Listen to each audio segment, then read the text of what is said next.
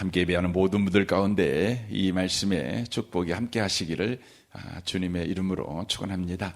우리는 지금 구계명을 함께 다루고 있습니다. 내 이웃에게 거짓 증거하지 말라는 말씀입니다. 이를 위해서는 먼저 하나님께서 우리에게 이웃을 허락하신 목적, 그 이유를 우리가 분명하게 알아야 된다는 것입니다. 이웃은 주님의 지팡이와 막대기로 우리에게 허락했다는 것입니다. 주의 지팡이와 막대기가 하는 역할은 바로 주님을 생각하게 하는 것입니다. 주님을 바라보게 하는 것입니다. 이것이 주의 지팡이와 막대기의 역할이라고 하는 것이죠. 하나님께서 우리에게 이웃을 주신 것은 바로 하나님을 생각하라고, 하나님을 바라보라고, 하나님을 계속해서 주목하라고 우리에게 주의 지팡이와 막대기로 이웃을 바로 주었다고 하는 것입니다. 우리의 생각의 방향을 바로잡도록 도와주라고 이웃을 주의 지팡이와 막대기로 우리에게 허락했다고 하는 것입니다.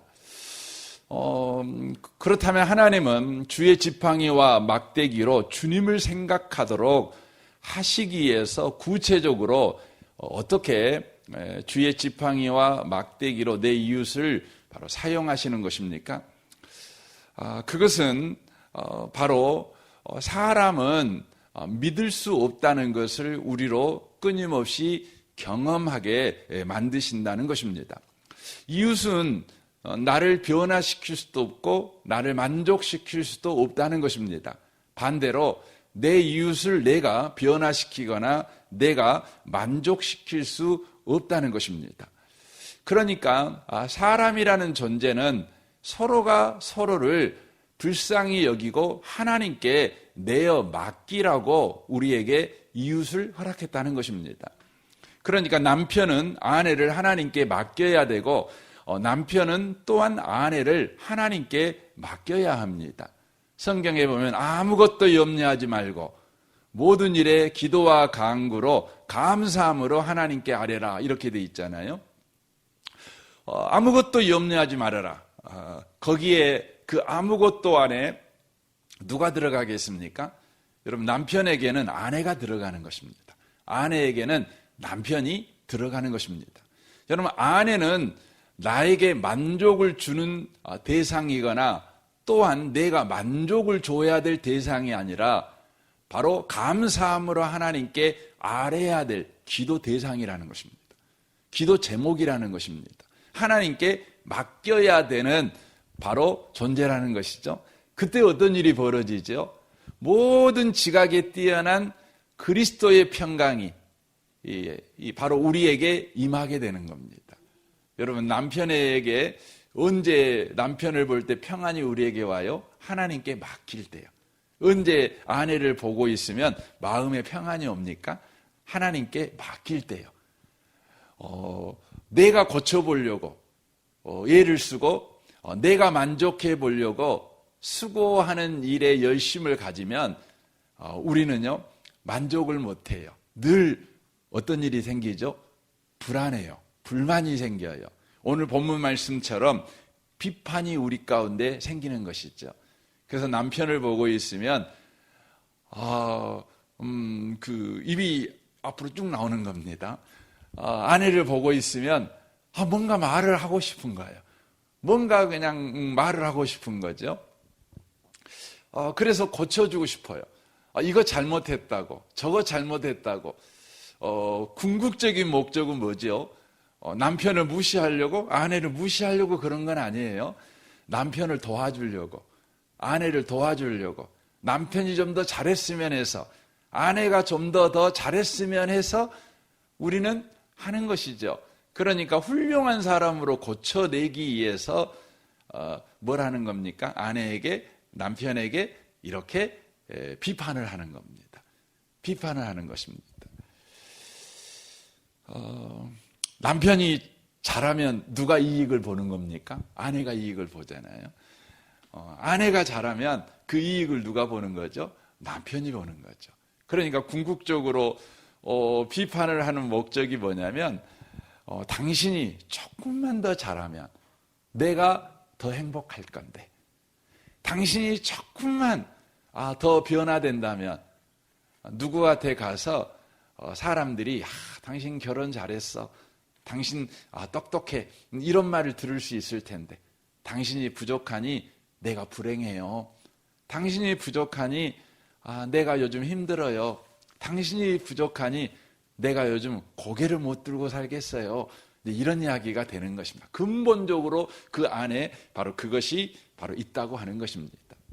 하나님께서 내 남편과 내 아내를 주신 것은 사람은 사람을 만족시킬 수도 없고 또 사람이 사람을 변화시킬 수도 없다. 오직 사람은 우리에게 허락한 이유는 그를 하나님께 맡기라고. 바로 나로 하여금 하나님만 답이구나, 하나님만 구원자구나, 예수 외에는 천하 인간의 구원 얻을 만한 다른 이름이 없구나, 이것을 저와 여러분으로 하여금 알고 그러한 신앙의 삶을 생활 속에서 살아내라고 우리에게 이웃을 허락했다고 하는 것입니다. 오늘 본문 마태복음 7장에 보면 비판을 받지 아니하거든 비판하지 말라, 이렇게 말씀을 합니다. 그런데 비판하는 이유를 쭉 이 성경이 뭐라고 이야기하냐면, 네 눈 속에 티가 있으니까, 네 눈 속에 들보가 있으니까 상대방의 티를 바로 비난하는 것이다, 이렇게 이야기를 지금 하고 있는 거예요, 논리적으로 보면. 그러니까 상대방을 비난하고 있다면, 상대방을 고치려고 하고 있다면 성경은 뭐라고 하냐면 너는 고칠 것이 더 많네, 이 말입니다. 상대방에 대해서 불만이 많다는 것은 뭘 말하냐면 상대가 볼 때는 더 불만을 많이 갖게 만드는 사람이라는 거예요. 이 이야기를 지금 하고 있다는 것입니다. 그래서 상대에 대해서 불만이 막 생기고 상대에 대해서 비난할 말이 막 생기면 네가 해야 될 일이 있다. 그건 뭐냐면 상대에게 비난을 폭발시키지 말고 상대에게 불만을 토로하지 말고 바로 하나님께 나아가서 엎드려라. 왜냐하면 너에게는 아버지가 있다. 너에게는 구원자이신 하나님이 너에게 있어. 너는 구해도 되는 사람이잖아. 너는 찾아도 되는 사람이잖아. 너는 문을 두드려도 되는 사람이잖아.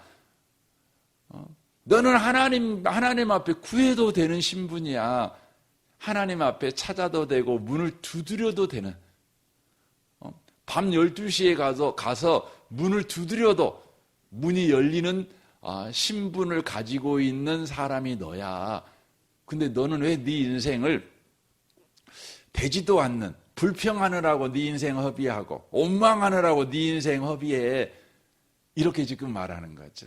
너에게 아무것도 줄 수 없는, 왜 사람을 그렇게 멱살 잡고 너 왜 나를 평안하게 못해, 왜 너는 나를 행복하게 못해, 그렇게 막 멱살 잡고 흔들고 있냐. 하나님한테 가서 하나님 요즘 나 불행해요, 저를 행복하게 해주세요, 그렇게 해라, 이야기하는 겁니다. 너 사람 멱살 그만 좀 잡고. 여러분 그럴 때 있잖아요. 그냥 집에 퇴근하고 집에 갔는데 그냥 그 주방에는 설거지해야 될 게 산더미로 싸져 있고, 거실에는 막 옷이 막 사방대 널려 있고, 근데 아내라고 하는 사람은 그 퍼질러 자고 있는 거죠. 그러면 얼마나 성질납니까? 그러니까 그냥 폭발할 수밖에 없는 거죠.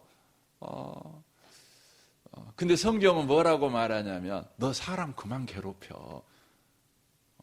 사람이 해줄 수 있으면 괴롭혀도 되는데 해줄 수 없잖아. 그리고 원래 사람은 해주라고 너에게 보낸 게 아니라 인간은 해줄 수 없어, 하나님만 해줄 수 있어, 이거 하라고 너에게 인간을 보내줬는데 왜 인간을 그렇게 괴롭히냐, 왜 못 살게 구냐. 그러는 겁니다. 그래서 여기 6절에 그렇게 돼 있어요. 거룩한 것을 그에게 주지 말며 너희 진주를 돼지 앞에 던지지 말라. 그들이 그것을 발로 밟고 돌이켜 너희를 찢어 상하게 할까 염려하라. 이렇게 돼 있어요. 여기에 보면 거룩한 것이라고 표현돼 있어요. 또 진주라고 표현돼 있죠. 그리고 그 앞에 뭐가 있죠? 개하고 돼지가 있는 거죠. 그러니까 거룩한 것이 뭐예요? 내 이웃이 거룩하다는 거예요. 우리가 볼 때는 참 못났어요. 우리가 볼 때는 저 사람 때문에 내가 요즘 불행해 죽겠어요. 저 사람 때문에 요즘 화딱지 나서 못 살겠어요. 근데 성경은 뭐라면 그 사람이 거룩한 자야. 그리고 화내고 있는 네가 뭐예요? 너 개다. 지금 이야기하고 있는 거예요. 참 성경 표현이 좀 거칠죠. 그리고 뭐라고 말하냐면 네 이웃은 진주야. 너는 돼지야. 근데 네가 거룩한 것과 진주를 구별하지 못해서 개처럼 돼지처럼 네가 그것을 막 물어뜯고 밟아버리고 지근지근 입에 넣고 씹어버리면 어떻게 되느냐면 그 거룩한 것 때문에 네가 상하게 될 거야. 여러분 진주를 돼지가 먹으면 어떻게 돼요? 돼지는 무엇인지 먹잖아요. 근데 여러분 소화력이 좋아하고 무엇이든지 먹을 수는 있긴 하지만 진주를 먹어보면 안 됩니다. 먹어버리면 안 돼요. 돼지가 아무리 소화력이 좋다 그래갖고 그놈을 먹어버리면 여러분 난리 나죠. 난리 나죠. 자기가 상하게 된다는 거죠. 그래서 뭐하라고 그럽니까? 구하라. 그리하면 너에게 주실 것이요. 그럽니다. 여기서 구하라는 이 이야기는요. 좀 기도 좀 해. 지금 이야기를 하고 있는 것이 아니고 더 중요한 걸 이야기를 해요. 그게 뭐냐면 너는 기도해도 되는 사람이야. 이걸 이야기를 해요. 여러분 예수님께서 기도를 가르칠 때에 아주 중요한 것을 우리에게 가르쳐요. 뭐라고 가르치냐면 이제 이후로는 내 이름으로 기도할 수 있다는 거예요. 이전에는 너희가 아무것도 구하지 않았으나 구하라. 그리하면 받으리니 너희 기쁨이 충만하리라. 이렇게 가르칩니다. 이전에는 우리가 기도 안 했대요. 여러분 예수 믿기 전에 여러분 기도 안 했습니까? 아니에요. 우리 예수 믿기 전에 기도 엄청 했어요. 우리 조상님들 아침에 물 떠놓고 빌었어요. 동지 섣달 그 추운 날에도 집에 따순물 안 나오잖아요. 그러니까 계곡에 흐르는 물, 깨끗한 물, 계곡에 그 물이 얼마나 겨울에 춥겠어요. 근데 그 물에서 목욕하고 아갔고 새벽에 그것도 그 첫 닭이 울기 전에, 그러니까 거기서 새벽이라는 건 보통 새벽 3시 정도를 이야기합니다. 그러니까 절에 중들이 새벽 3시에 일어나서 이렇게 그 예불을 하잖아요. 제가 목사 돼갖고 그런 생각을 제가 한 적이 있어요. 중이 새벽 3시에 일어나는데 목사가 돼갖고 중보다 늦게 일어나면 되겠냐고 새벽 2시부터 나가고 기도 그런 적이 있습니다. 지금 생각해 보면 참 그런 열정이 있었구나 이렇게 감사하기도 생각하는데 어쨌든 그럽니다. 여러분 그렇게 빌었어요. 우리 그렇게 빌었어요. 얼마나 열심히 빌었는지 몰라요. 빌 대상이 너무 많았거든요. 천지신명에게 빌었잖아요. 천지신명이라는 말이 그 말이잖아요. 하늘과 땅에 있는 모든 신에게 빌은 거예요. 모든 신에게. 그러니까 여러분 그냥 한 신에게 빌어도 그냥 한 30분은 갈 건데 모든 신한테 빌려면 얼마나 오랜 시간 동안 빌어야 되겠어요. 여러분 그렇게 기도했어요. 그런데 성경은 예수님은 뭐라고 하냐면 너는 아무것도 기도하지 않았어. 이렇게 말해요. 왜 아무것도 기도하지 않았죠? 2가지 문제가 있어요. 첫 번째는요. 우리의 기도를 받을 대상이 아니었어요. 그러니까 우리는 기도한 게 아니에요. 2번째, 우리는 기도할 자격이 없었어요. 그러니까 기도할 대상도 없고 기도할 자격도 없으니 우리가 비는 건 뭐예요? 헛소리인 거예요. 기도한 것이 아니라 헛소리를 짓거린 거예요. 그런데 예수님이 뭐라고 말하죠? 이제부터는 너희가 기도할 수 있어. 기도할 수 있어. 왜요? 우리에게는 기도의 대상인 아버지가 계셔요. 그리고 우리는 기도를 할 수 있는 아버지의 자식이 된 거예요. 그래서 성경이 뭐라고 예수님이 구하라. 너는 기도할 아버지가 있고 기도할 자식이 됐어. 그러니까 너는 마음껏 기도해도 되는 거야. 좀 이걸 이야기를 해요. 그래서 이것이 뭐예요? 복음이에요, 복음. 기도하라는 건 율법이 아니에요. 여러분, 율법은 뭐지요? 율법에 중요한 건 뭐냐면 정성이 중요한 거예요. 나의 열심이 중요한 거예요. 근데 복음은 뭐죠? 복음은 기쁨이에요. 보물을 발견한 거예요. 얼마나 감사합니까? 구해도 되는 거죠. 우리는 찾아도 돼요. 우리는 문을 두드려도 돼요. 문을 두드려도 돼요. 성경에도 그런 이야기가 나오잖아요. 밤에 갑자기 자기 집에 갑자기 중요한 손님이 찾아온 거 아닙니까? 근데 그 손님을 대접할 아무것도 없으니까 가장 친한 친구에게 밤에 가서 문을 두드려요. 근데 문 안 열어주죠. 친구라고 해도 문 안 열어줘요. 왜냐하면 유대 문화에서는 유대는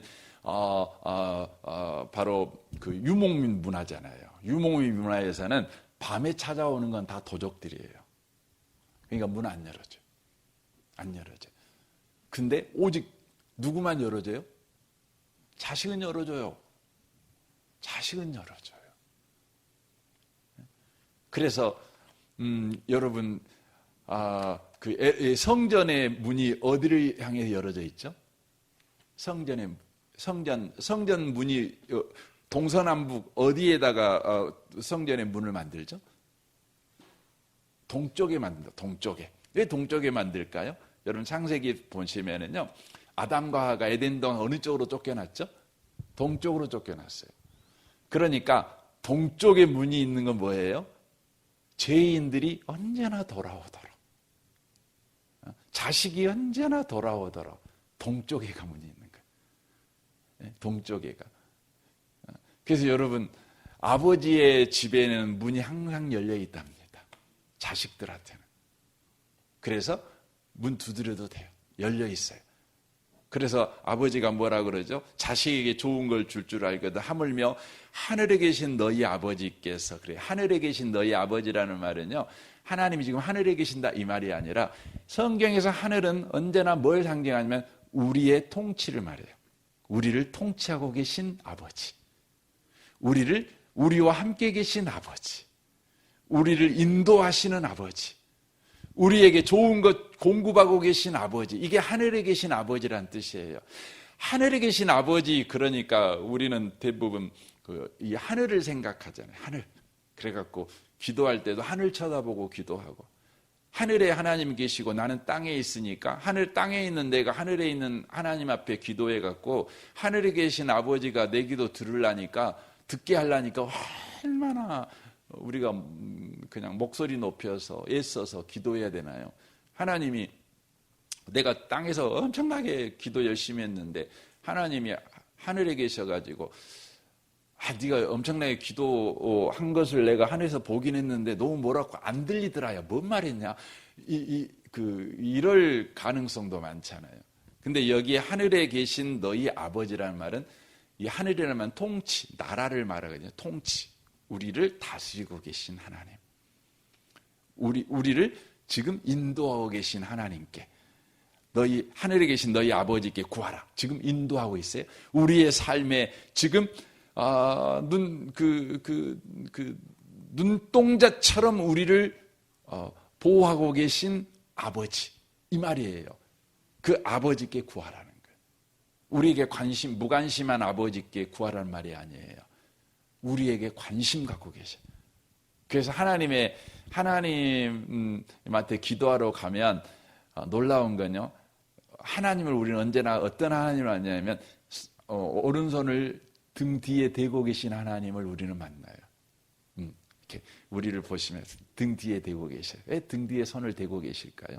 그 이유는 뭐냐면 이미 내가 기도하러 오기 전에 하나님은 이미 준비해 놓고 있었어요.